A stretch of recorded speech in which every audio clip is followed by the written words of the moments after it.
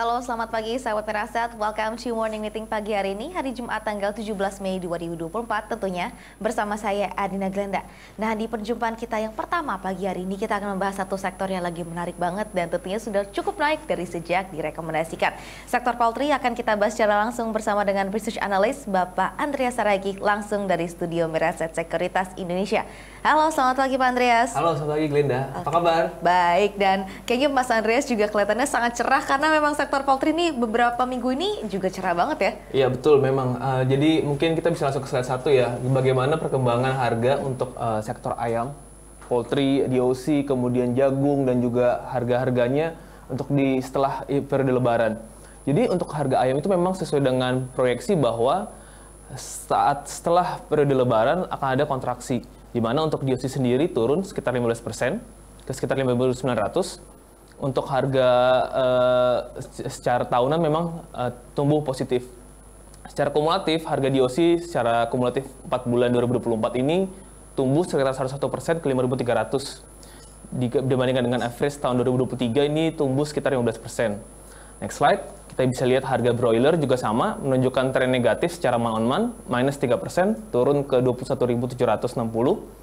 Memang secara kumulatif juga sama dengan tren DOC bahwa secara kumulatif tumbuh positif untuk compare ke tahun 2023 sendiri tumbuh sekitar 6%. Next slide. Nah, ini untuk perkembangan harga jagung. Memang harga jagung ini dipengaruhi oleh musim lebaran, musim semi. Jadi saat ini ada panen raya di mana di periode dari Februari sampai dengan April ini ada panen raya sehingga 2 bulan berturut-turut jagung menunjukkan tren yang turun. Untuk periode April sendiri di sekitar 7.400 minus 2%. Kemudian soybean meal juga turun sekitar 27% ya. Mungkin itu update untuk harga-harga di periode April ini, Glenda. Oke, itu kan untuk harga bahan bakunya. Nah, kita pengen tahu nih kinerja dari emiten-emiten yang bergerak di sektor ayam-ayam ini nih, Mas Andreas. Oke, baik. Mungkin bisa langsung ke slide berikutnya, di mana ini untuk Cepin ya. Restock dari Q1 ini relatively inline dengan konsensus dan juga estimasi kita. Revenue sendiri tumbuh sekitar 9% year on year, net profit sekitar 195% year on year, EBITDA naik sekitar 92%.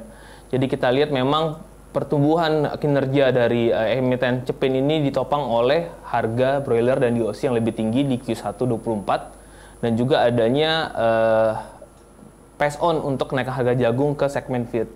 Next slide, mungkin ini untuk Java, ini ada positive surprise di mana untuk revenue-nya inline tapi di bottom line-nya di net profit tumbuh sangat agresif.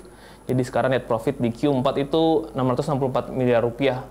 Padahal waktu tahun lalu itu net loss, di Q4 juga net loss.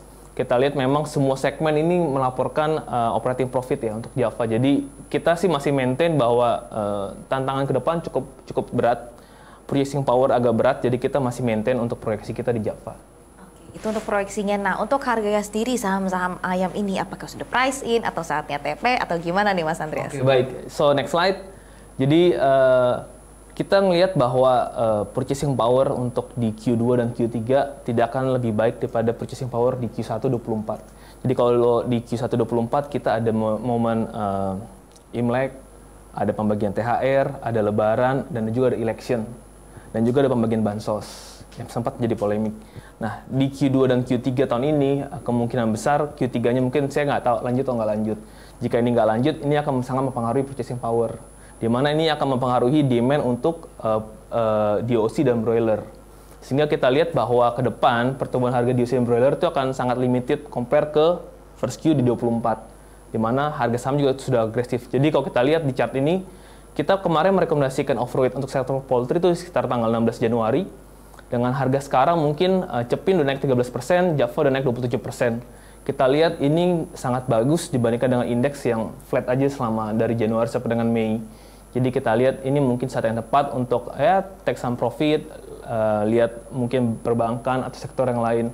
Jadi in overall sih kita masih maintain TP Cepin di 5825, Java di 1360. Oke, terima kasih Mas Andreas untuk rekomendasinya dan itu dia sahabat Meraset yang mudah-mudahan tadi menangkap sinyal ya yang diberikan oleh Mas Andreas.